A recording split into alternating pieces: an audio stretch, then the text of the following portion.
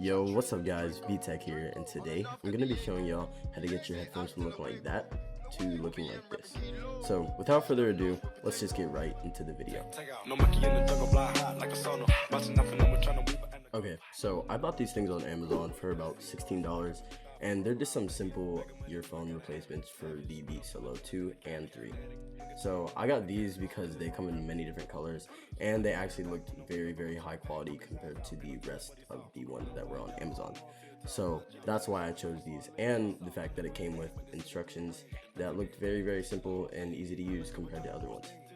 Now step 1 says to take off the adhesive on the earphones, and as you can see I kind of messed up on the left one. I started taking the adhesive off of just the earphone, like the padding, and not the actual plastic that it's connected to. So you don't want to make that same mistake. You need to take it off the plastic. Even though that looks like a part of the headphones, you actually need to take that off because that's where it's connected, and that's the part that you will be replacing. So as you can see, I started using the little pick that it came with, but it didn't really work. So I decided to bring in the knife.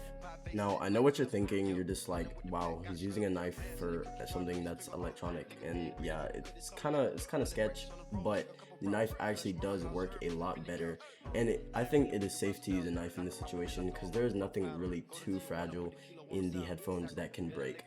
So using the knife is a lot better in my opinion, just because it can get in there, just because the adhesive is actually deeper inside the headphones than the pick can actually get into.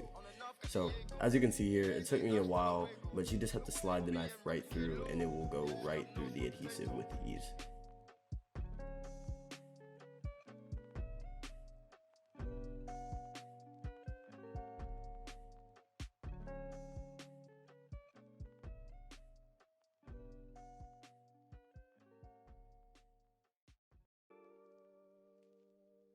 Okay, so now that I've finally gotten the headphone piece off, now what you want to do is just take off this adhesive. Now right here, I got pretty lucky because it was all connected in one thing, but on the next headphone piece, the adhesive was not all connected, so I had to get something to actually scrape it off, so it was very unfortunate. So basically, you're just going to do what you did to the first side that you started on onto the next side, and then you'll have that part completed. Now, once you have both sides completed, you will now need those new ear covers that you bought, and all you will have to do is just take off the covering that covers the adhesive and kind of just match it up. As you can see, there's a little line on the bottom, and you'll need to match that up with the bottom of the earphones. So there are also these two little pins on it, and the headphones actually have holes that match up to it. So once you get that put in, all you need to do is just press it together with your hands for a good bit of time.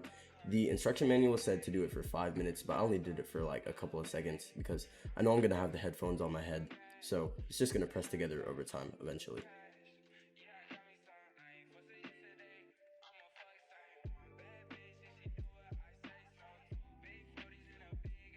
So from this point, it's pretty straightforward. All you need to do is just get the other ear cushion and just match it up with the holes on the other side, and then just press it like you did to the first side, and then practically you're done.